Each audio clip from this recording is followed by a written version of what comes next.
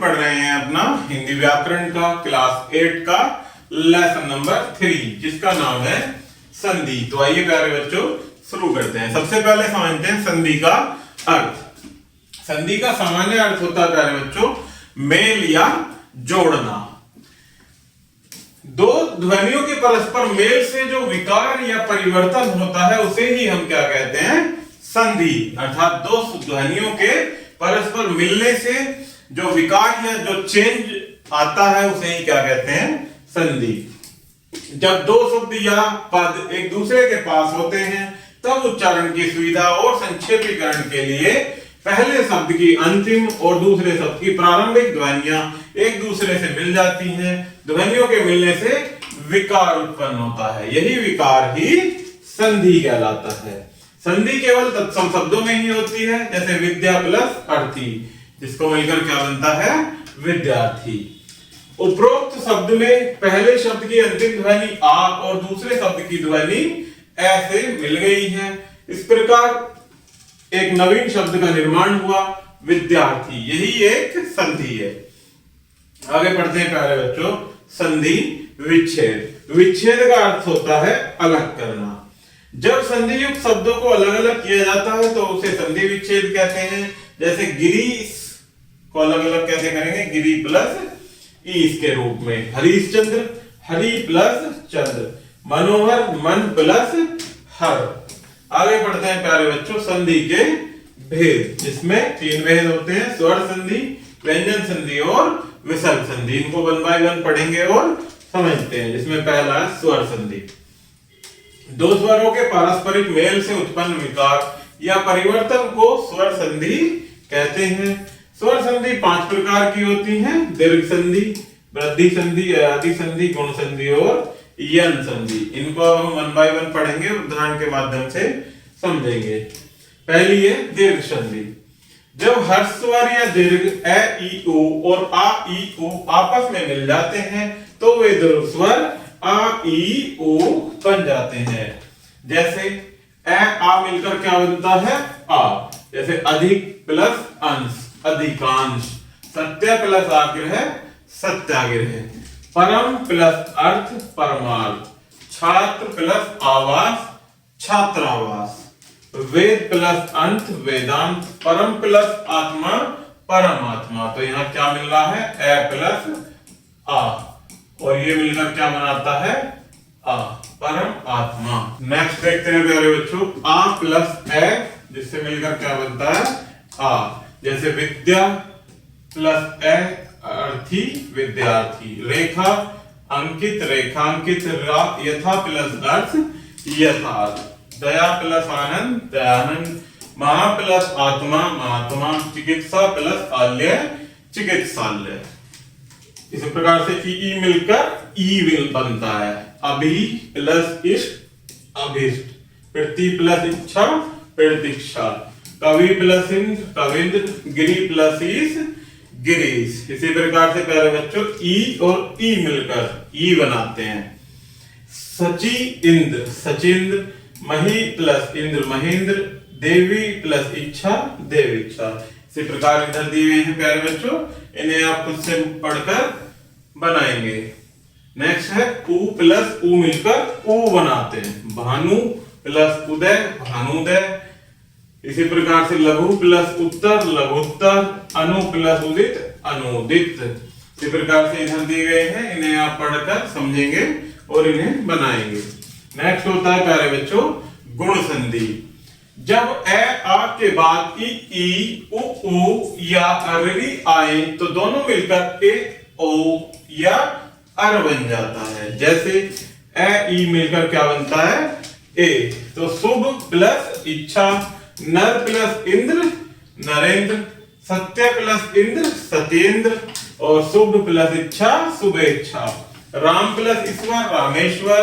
परम प्लस ईश्वर, परमेश्वर। नर प्लस ईश, नरेश। इसी प्रकार से आ ए मिलकर क्या बनता है, आई। रमा, इसमें क्या है, आ प्लस इंद्र की पहली जो वर्ण है क्या है, ई। तो आ ई मिलकर क्या बनेगा, इंद्र। अर्थात मैं के ऊपर रमेंद्र आ जाता है। इसी प्रकार से महा प्लस इंद्र, महेंद्र। राजा प्लस इंद्र राजेंद्र, उमा प्लस ईश उमेश, रमा प्लस ईश रमेश, महा प्लस ईश्वर महेश्वर।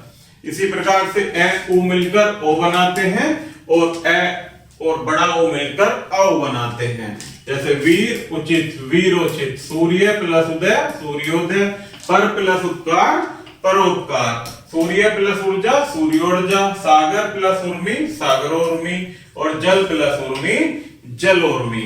नेक्स्ट होता है आ उ मिलकर ओ बनाते हैं। महा प्लस उदय महोदय, महा प्लस उत्सव महोत्सव, विद्या प्लस उत्तमा विद्योत्तमा। आ और बड़ा ओ मिलकर ओ बनाते हैं। यमुना प्लस उर्मी यमुनोर्मी, महा प्लस ऊर्जा महोर्जा, दिवा प्लस ऊर्जा दिवोष्मा। इसी प्रकार से नेक्स्ट होता है ए ऋ बराबर मिलकर क्या बनाते हैं अर। जैसे देव प्लस ऋ देव ऋषि, सप्त प्लस ऋषि सप्त ऋषि, ब्रह्म प्लस ऋषि ब्रह्म ऋषि, वर्षा प्लस ऋतु वर्षा ऋतु, महा प्लस ऋषि महाऋषि, राजा प्लस ऋषि राज ऋषि। नेक्स्ट होता है प्यारे बच्चों वृद्धि संधि। जब ए आ के बाद ए आई या ओ औ आए तो दोनों मिलकर क्रमशः ऐ एवं औ बनाते हैं। जैसे ए मिलकर आई, लोक प्लस एशन लोकेशन, एक प्लस एक एक एक, धन प्लस ऐश्वर्य धनैश्वर्य, मत प्लस एक क्या मत एक क्या। इसी प्रकार से आ ए मिलकर आई बनाते हैं। सदा प्लस एव सदैव,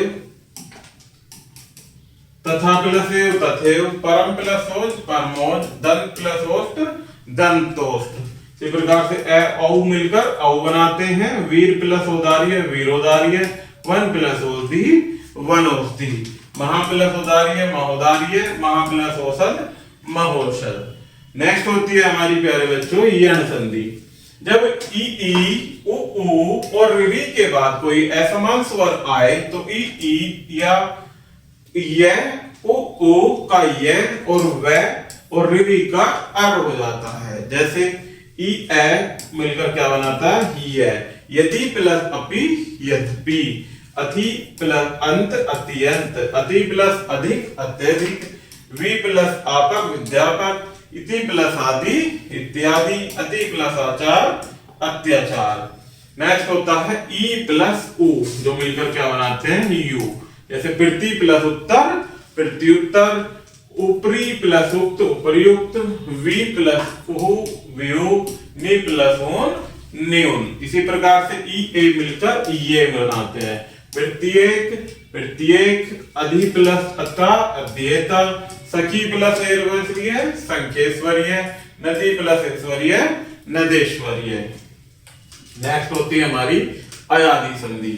जब स्वर ए आई ओ और औ के आगे कोई भिन्न स्वर आए तो ए का ऐ, आई का ऐ और ओ का औ और औ का आ हो जाता है। जैसे ए प्लस ए मिलकर क्या बनाते हैं ऐ, से प्लस अन सैन, न प्लस अन नैन, नई अक नायक, ग अक गायक, ओ और ए मिलकर औ का बनाते हैं। ओ प्लस अन पवन, भो प्लस अन भवन, ओ प्लस अक पावक, ओ प्लस अन पावन। नेक्स्ट होती है प्यारे बच्चों हमारी व्यंजन संधि। व्यंजन वर्ण के बाद किसी अन्य व्यंजन के समीप होने पर जो विकार या परिवर्तन होता है उसे व्यंजन संधि कहते हैं। व्यंजन संधि के अनेक रूप होते हैं जो कुछ नीचे दिए जा रहे हैं। इसमें पहले शब्द का अंतिम वर्ण अपने तीसरे वर्ग का होता है। जैसे तय का द, उत प्लस घाटन मिलकर क्या बनेगा उद्घाटन। इसी प्रकार से च का ज, उच्च प्लस अंत अजंत, ट का ड, सट प्लस दर्शन षड दर्शन, क का ग, दिक प्लस अंबर मिलकर क्या बनता है दिगंबर। नेक्स्ट होता है हमारे प्यारे बच्चों विसर्ग संधि। विसर्ग इसकी दो बिंदुओं का चिन्ह होता है के बाद किसी स्वर या व्यंजन के आने पर विसर्ग में जो विकार या परिवर्तन आता है उसे विसर्ग संधि कहते हैं। जैसे निस प्लस फल निष्फल, मनह प्लस हर मनोहर। जब विसर्ग से पहले ए तथा बाद में ए या किसी भी वर्ग का तीसरा, चौथा, पांचवा वर्ण या में से कोई वर्ण आता है तो विसर्ग ओ में बदल जाता है। जैसे मनः प्लस बल मनोबल, मनः प्लस अनुकूल मनोकूल, तप प्लस वन तपोवन, मनः प्लस हर मनोहर, मन प्लस योग मनोयोग, मनः प्लस कामना मनोकामना, मन प्लस रथ मनोरथ, पय प्लस धर पयोधर। इसी प्रकार से विसर्ग का रै में परिवर्तन।